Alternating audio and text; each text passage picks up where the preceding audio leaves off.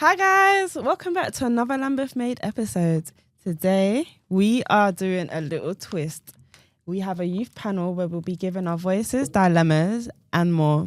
I'm your host Tyra and we have Valentina. Juan. Fabian. Hi guys, how are you feeling today? Feeling good, I'm feeling good. So just to dive in, what is it like living in Lambeth? I would say for me, being a young person in Lambeth is being around an environment with opportunities, especially creative opportunities like today, podcasting, social media. I would say like for me is living in Lambeth, like you get to meet very like diverse group of people. Like I have so many friends from many different countries, so like you get to know a bit of everyone's culture. I think the question that you should really be asking me is, what is it like knowing nothing but Lambeth? And if you were to ask me that, I would say, hey, you know what? I would say just vibes. Like so many people around similar ages, just about. We got quite a diverse culture, so like you're never really going to be like trapped in a bubble. So I would say it's just like refreshing, just like seeing so many different people. I would have to agree. I'm going to say that again. I would have to agree. I feel like being in Lambeth is being in an area that's so diverse and full of so many creative opportunities. Like today, for example, the podcasting, social media. So forever grateful to be in Lambeth. Yeah, I feel like that's a very good point. I feel like the diversity really makes Lambeth what it is. And generally, I feel like Lambeth as a whole, it really does shapes everyone's identity. And I feel like even things like this that Lambeth Made has in place is what actually makes us a unique community. Have you guys felt any pressures living in Lambeth? Pressures? Yeah, so is there anything that's made you feel like it's hindered you or anything that's made you feel even more confident about living in Lambeth? Well, yeah, there is. There's plenty of good things about Lambeth. I mean, Lambeth Made, guys, come on, the podcast. And so many other opportunities. I mean, we work for Orange Bow, which is in Lambeth. So once again, those are projects, opportunities for young people like ourselves. 100% agree. Nothing to add? I would say like in Lambeth, I have gotten lots of opportunities.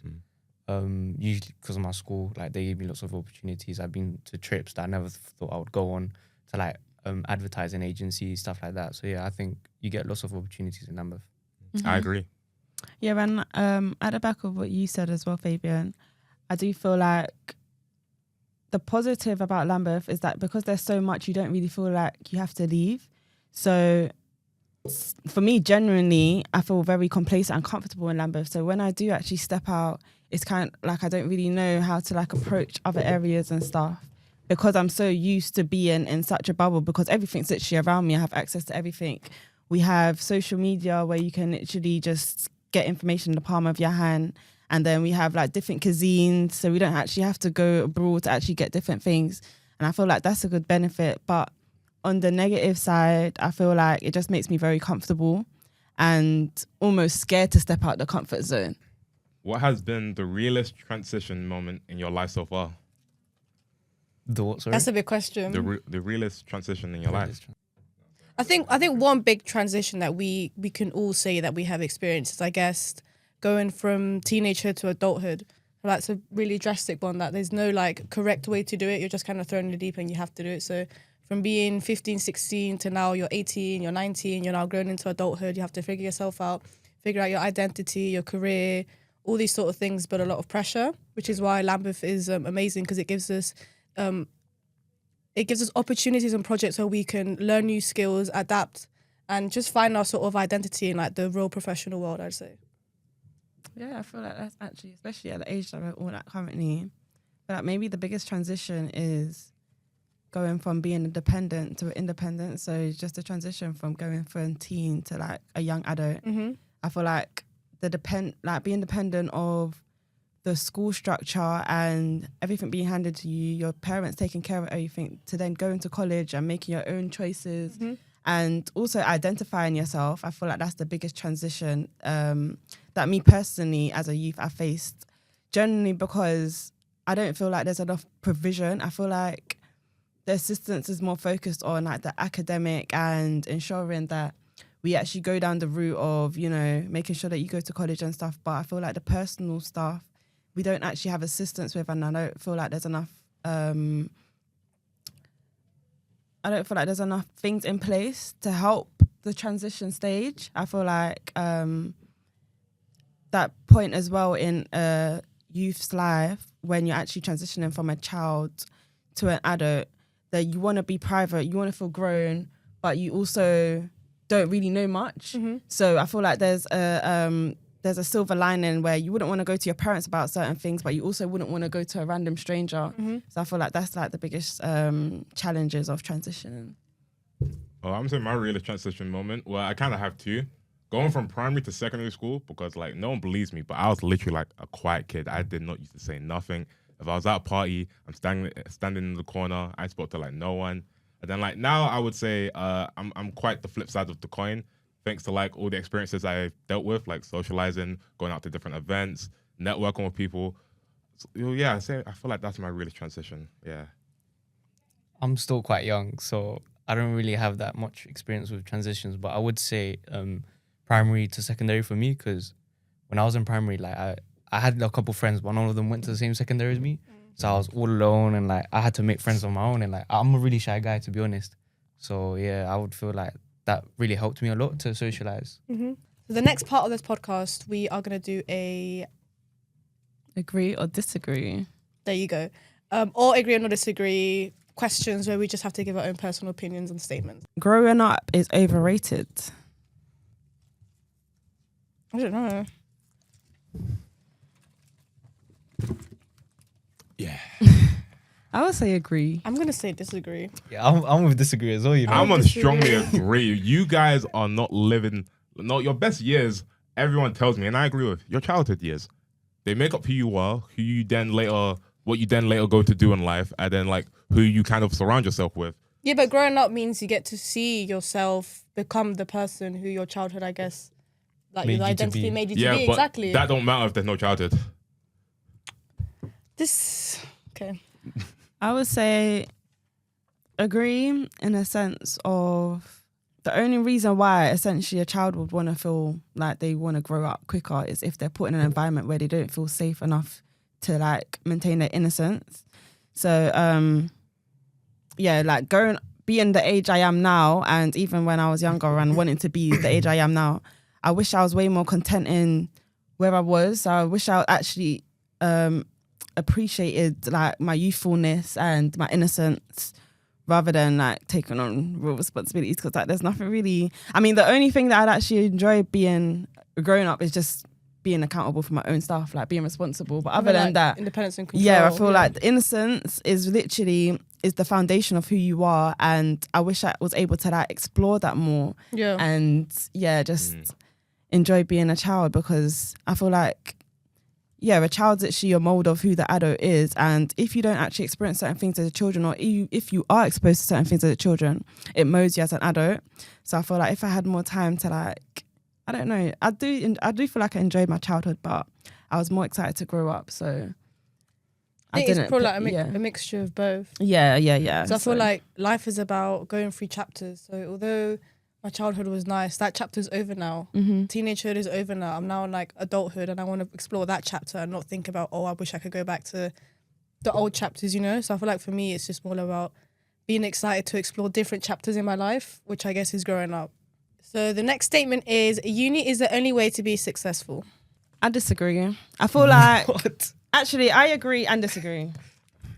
It depends on what you're doing. I feel like there are certain roles that you actually have to have a degree for. So, for example, if you want to be a nurse, if you want to be anything of a profession that you actually have to study, I feel like uni obviously is the only pathway. But if you want to be creative, or you generally like have an entrepreneurial mindset, I don't feel like it's important. I think you spoke for all of us, to be honest. Oh, really? You agree? Yeah.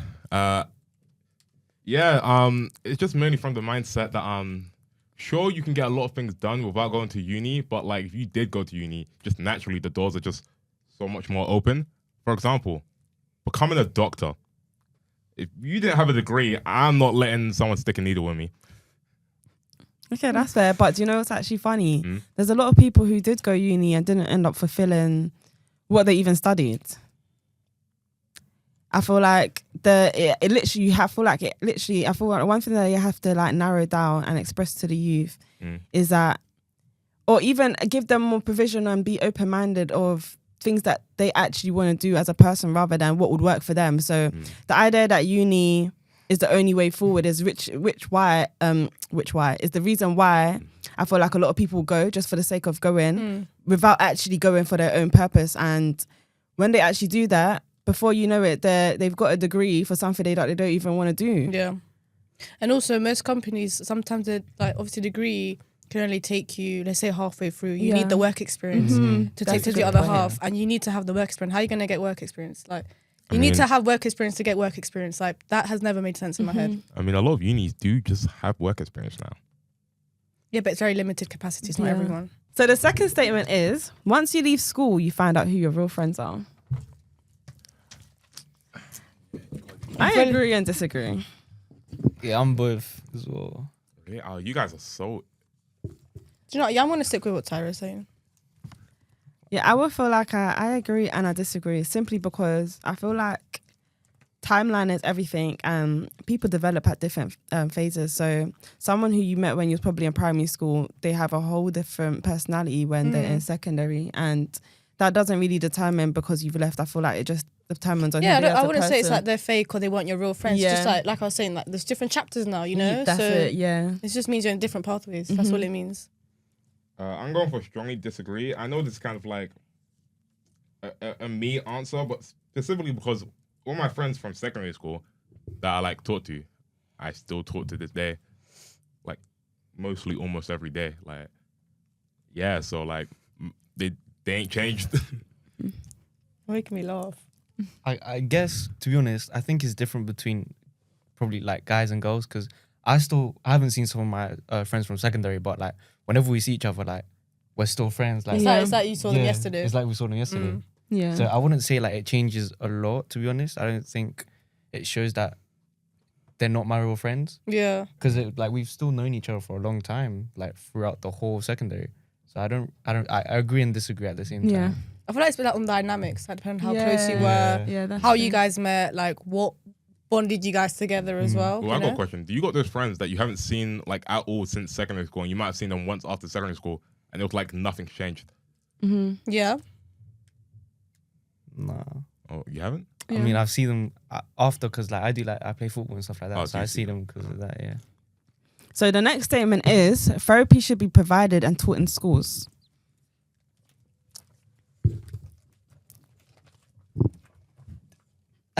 Yeah. I think it's not only about providing the help, but actually having workers who do actually care. Because at school, I know there were plenty of counsellors, but it was like they were doing it, like rushing it, or like they were teachers, but they had to rush and do that too. So it's like the passion isn't there because they're already doing something else. We need to have more people who are focused on just counselling or just like therapy or whatever it may be. Because I feel like you can have the support, but if it's rubbish, then what's the point, you know?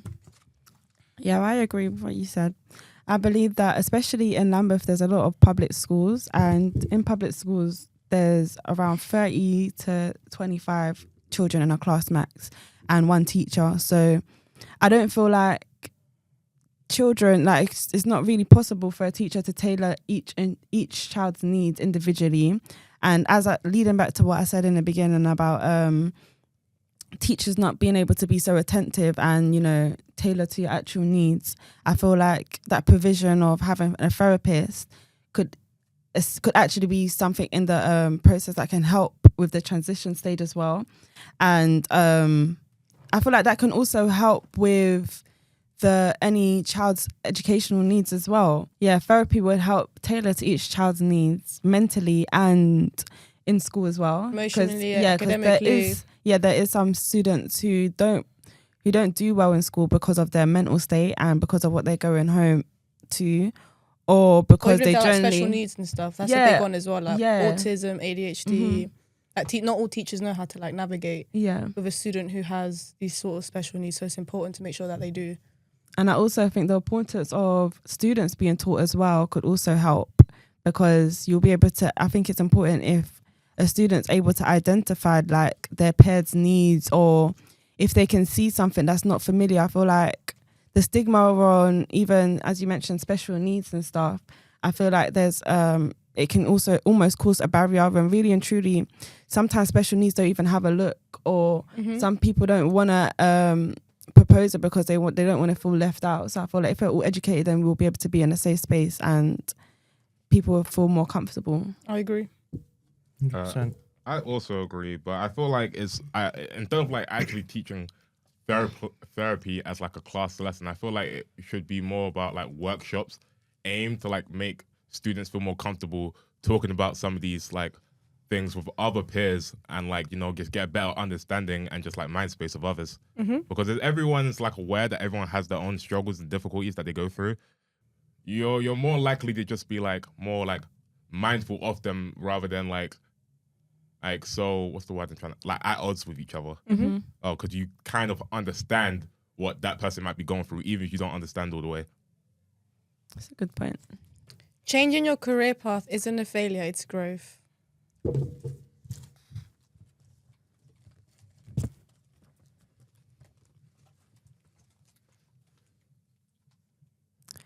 So we Should I start? Yeah, I agree. Wait, you disagree? No, can I start since all of you seem to just Yeah. agree against me? So, for those of you that don't know, I studied engineering and I'm literally here because I failed. So, not as in like I didn't fail engineering. Like I passed engineering. There were just like no jobs around. This is going to be on YouTube, you know that. That's fine. I didn't fail. I passed. It's just that like there wasn't like any job to like go into. So like, you know.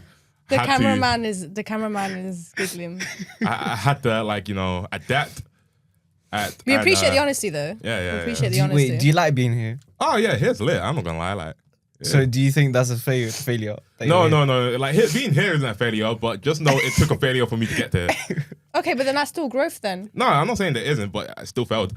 Yeah, but then you agree with us then because the Slightly. failure in the moment led to long-term growth. Because now you're but here. if I didn't fail, probably wouldn't be here. Yeah. Yeah. Do you think you would have been in a better place? No, not necessarily. So then you I would have been where I aimed at. That's a fair point. That is a fair point. I hear it. Because there is some people who would like take the risk of doing something that they're not comfortable with and then they end up worse off. But you never know. It might be a blessing in disguise because you could have ended up doing a job that you hated. And now look at you, you're Exactly. giggling, you're having fun, you got an opportunity, you're doing podcasting. But I feel like, just the risk of actually switching up from something that you had your heart like set on or you had something planned. I feel like that's growth within itself because a lot of people will stay complacent or stay in a job or stay to a career path that works for them, even though it's not something that they want to do just to play it safe. When really and truly, emotionally and mentally, you're not happy. So I feel like that will stagnate growth. And I feel like growth is about stepping out your comfort zone. So anything that's out of your comfort zone, even if it means that you start from zero, is growth. Period. Oh, thanks, guys. But you said you agreed as well. How come you agreed?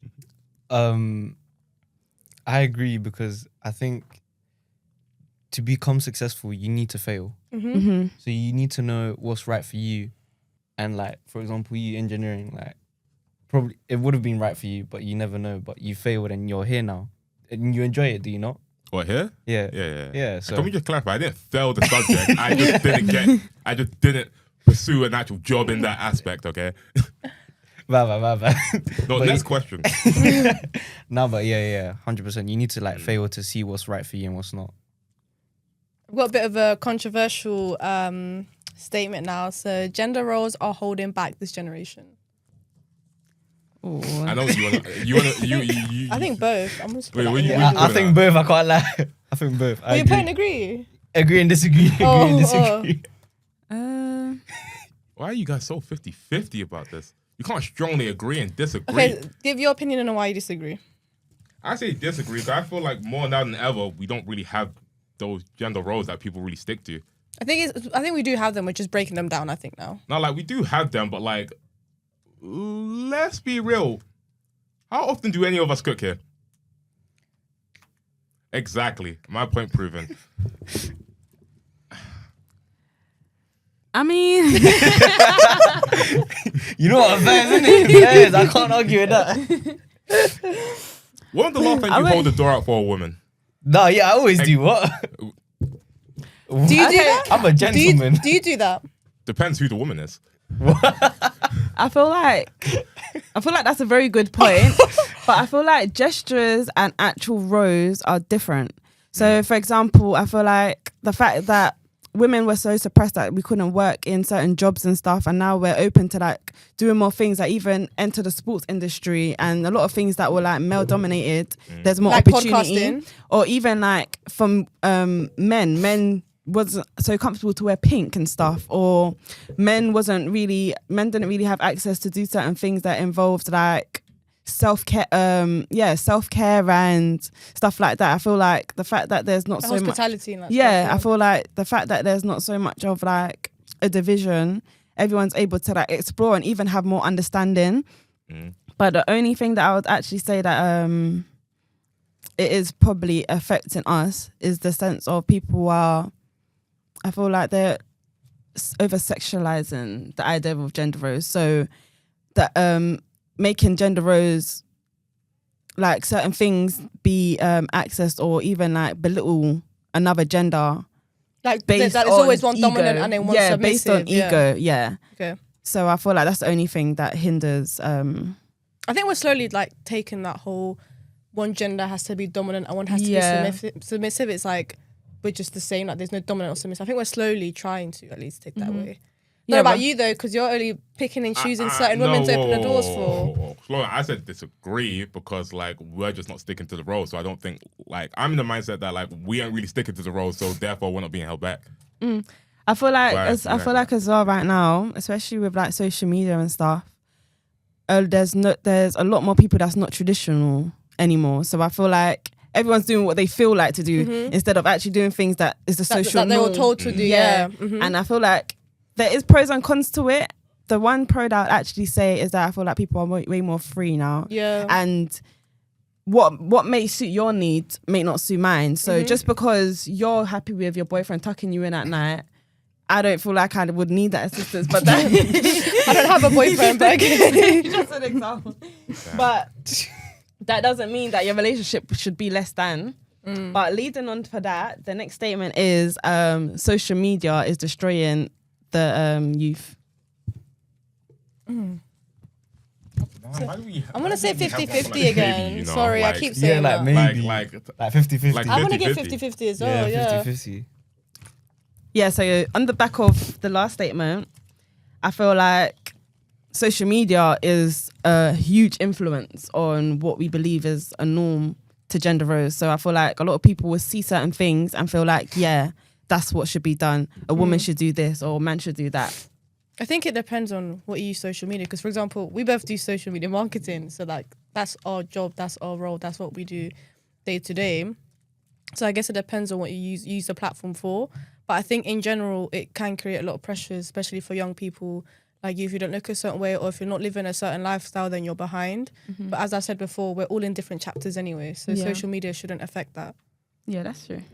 Oh, I strongly agree because I just see the effect on my friends, and some of them, my God, they're brainwashed. I'm not gonna lie.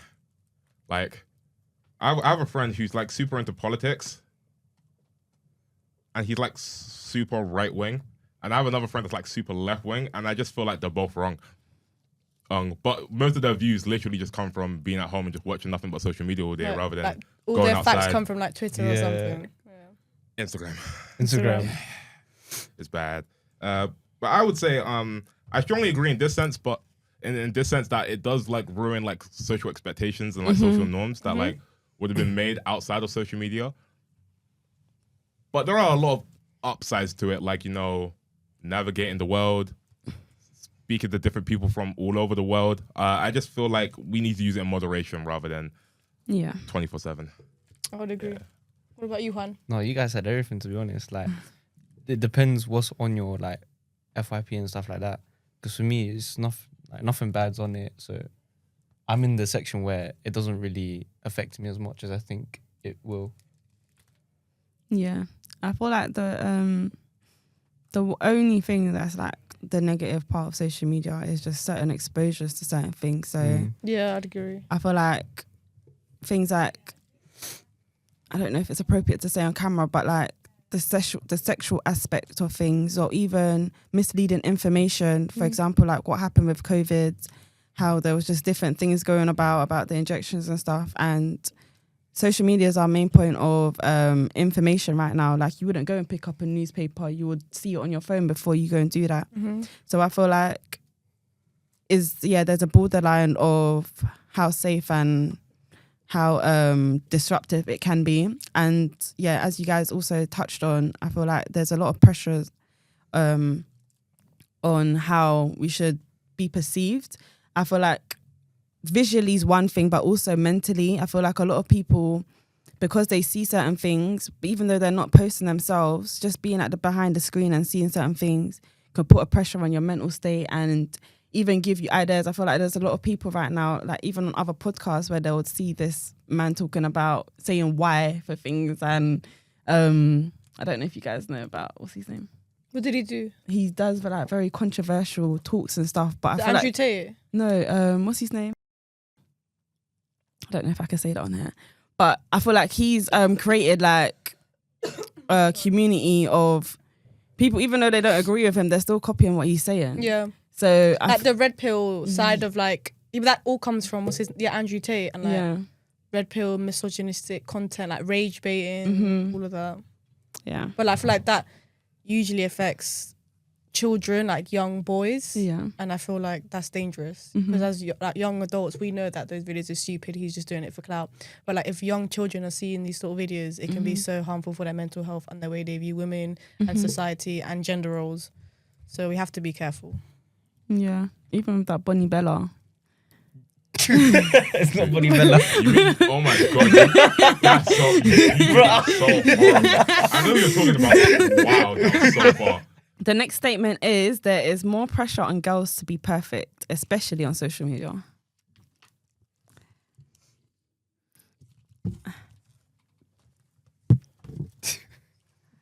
What? He's literally lying. He said outside that he agrees. Agrees with what? That there's more pressure of girls to be more...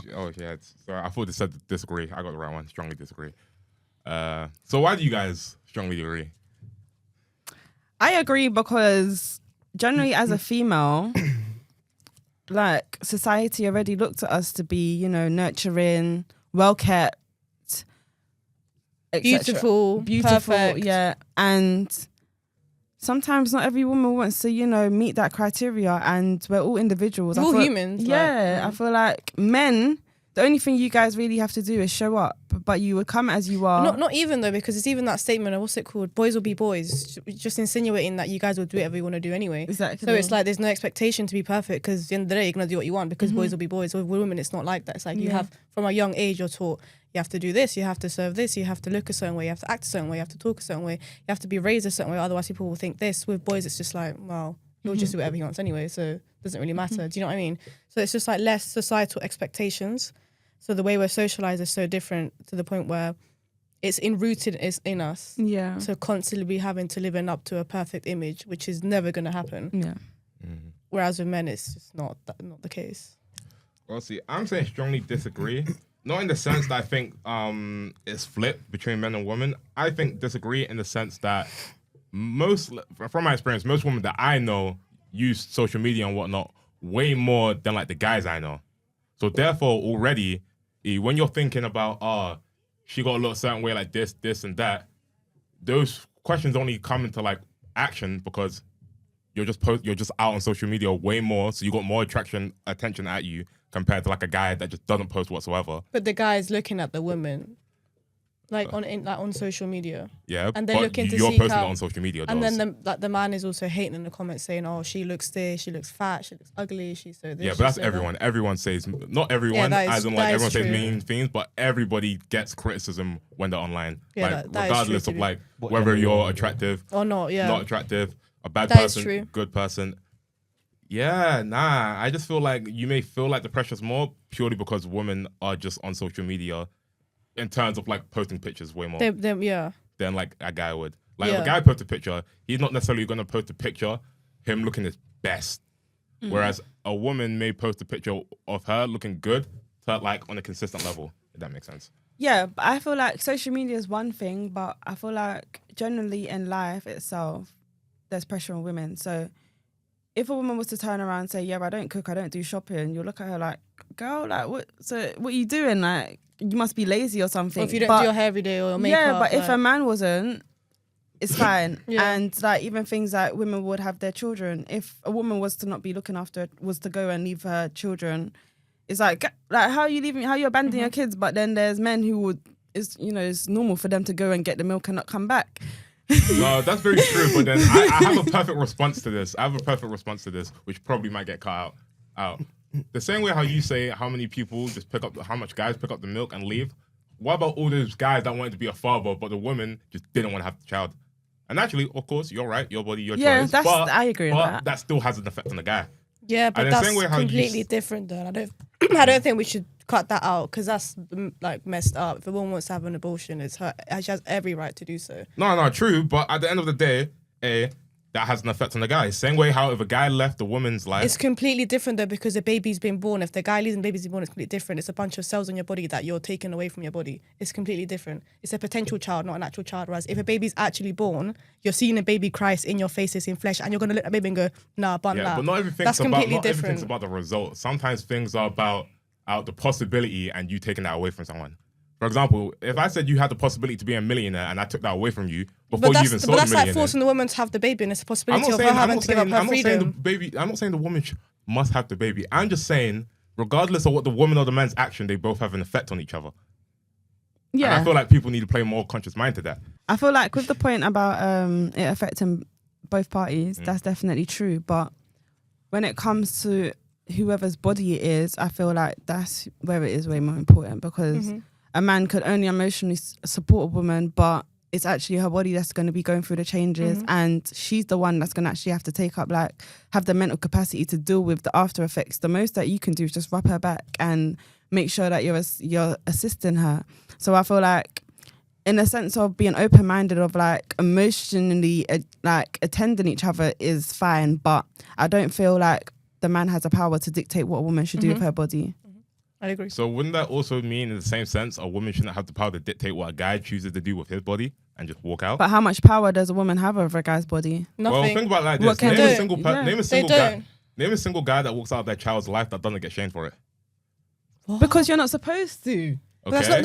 There's nothing to do. What? That doesn't make sense. What do you mean? Last statement. I enjoy living in Lambeth.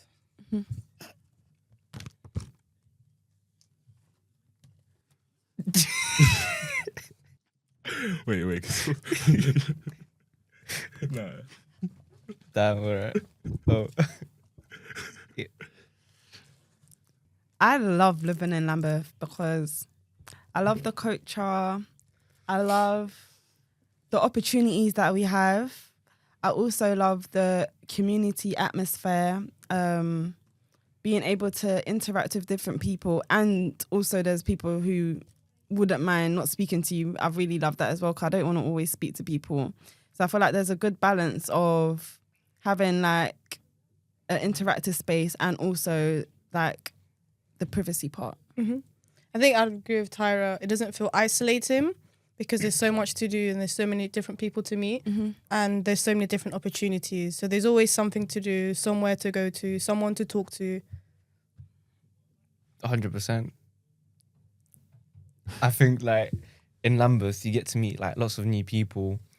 I like I said, I was a shy guy, but when I went into sixth form, like I love to socialize now and like network. You get to meet many different people and like they give you opportunities as well. So that's what I like about Lambeth. 100%. I like Lambeth because if it wasn't for such organizations such as Lambeth Made, we wouldn't be here to have such open conversation and debates in such a peaceful manner. And on that note, we would love to thank you, Lambeth Made, for this opportunity. This is priceless, and this is your chance to give your opinion. In the comments, we'd like to know what you would like to see in the next Lambeth Made season and what you would like us to speak about, what you didn't like. All criticism is constructive.